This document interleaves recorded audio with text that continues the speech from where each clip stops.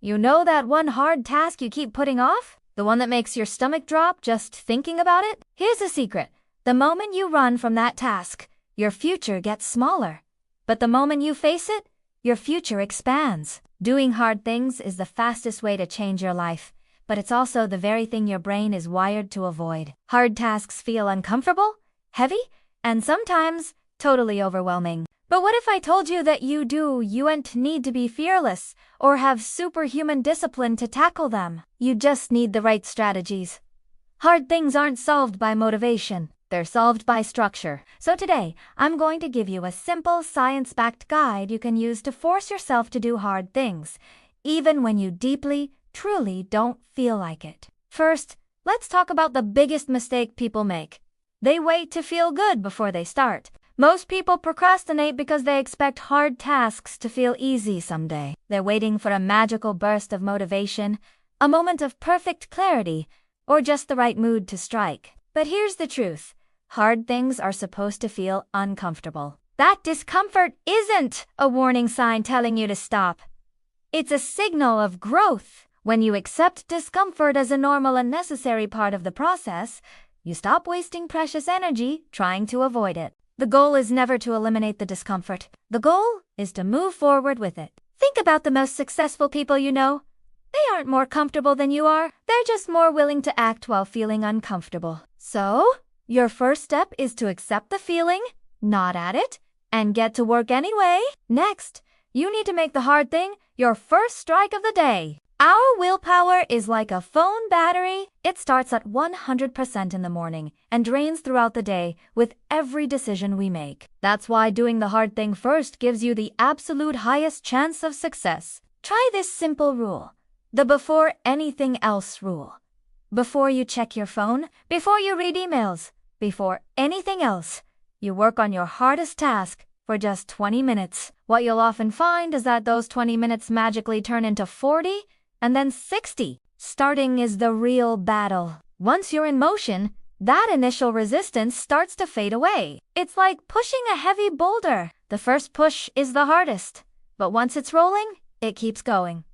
Win the morning, win the day. But what if the task feels so massive that you can't even imagine starting? That's where our third strategy comes in.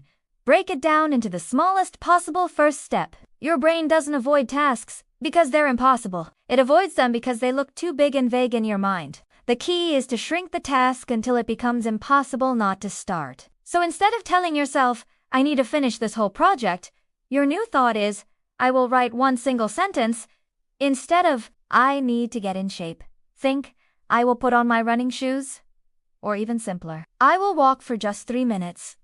When the first step feels tiny, clear, and completely doable, your brain stops resisting and starts acting. These small, almost laughably easy steps are what create big, unstoppable momentum. Now, even with small steps, our feelings can still get in the way. That's why you need to build a commitment system that is stronger than your feelings. If you rely on how you feel to get things done, you will never, ever do hard things consistently. Commitment beats emotion. Every single time. You can build simple commitment tools to hold yourself accountable. Set a firm deadline and write it on a sticky note. Place it right on your monitor where you can't ignore it. Tell a friend about your goal and ask them to check in with you on a specific day. This creates gentle social pressure. Another powerful tool is to physically remove distractions. Put your phone in another room. Use an app to block distracting websites. Or try the No 0 Days rule.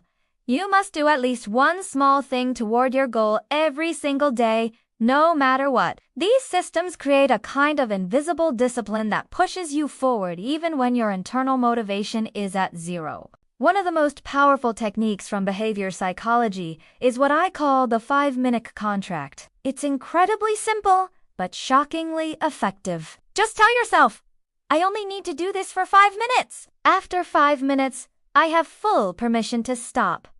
Almost always, you'll find you don't stop. You keep going. Why does this work so well? Because, as we've said, starting is the true barrier, not the work itself. The moment your brain sees the task as short and painless, just 5 minutes, that wall of resistance melts away. You ease into the task, You gain a little bit of momentum, and you naturally want to stay longer. You're not forcing yourself to finish the whole thing. You're only tricking yourself into beginning, and beginning is everything. Let's talk about your environment. Your environment influences your behavior far more than your motivation ever will. If your surroundings make it easy to get distracted, you will be distracted. But if they make it easy to focus, you will focus. You can shape your environment for success with just a few small changes. Before you go to bed, clear your desk completely. When you sit down to work, close all the browser tabs, except the one you absolutely need. Prepare all your tools the night before, so everything is ready to go. You could even create a dedicated focus corner in your home, a space where you do nothing but deep work. When your environment supports your goals, discipline becomes almost automatic. You stop fighting yourself and start letting your space guide you toward the right actions. Here's a mental shift that can change everything. Ask yourself this powerful question.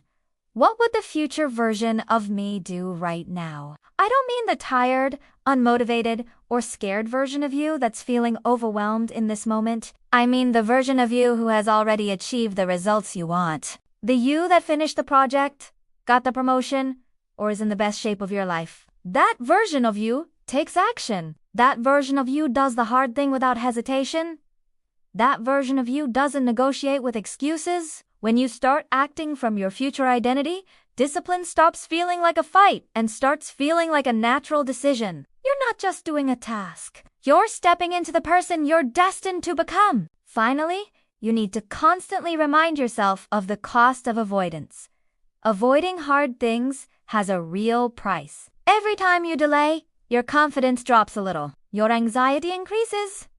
Your goals drift further and further away. Avoidance feels good for a fleeting moment, but it slowly and surely builds a life of regret. Action, on the other hand, feels uncomfortable in the moment, but it builds a life you can be proud of. You have a choice between two types of discomfort: the discomfort of discipline or the discomfort of regret. Always choose the discomfort that leads to growth, not the one that leads to looking back and wishing you had started sooner. So, let's wrap this up.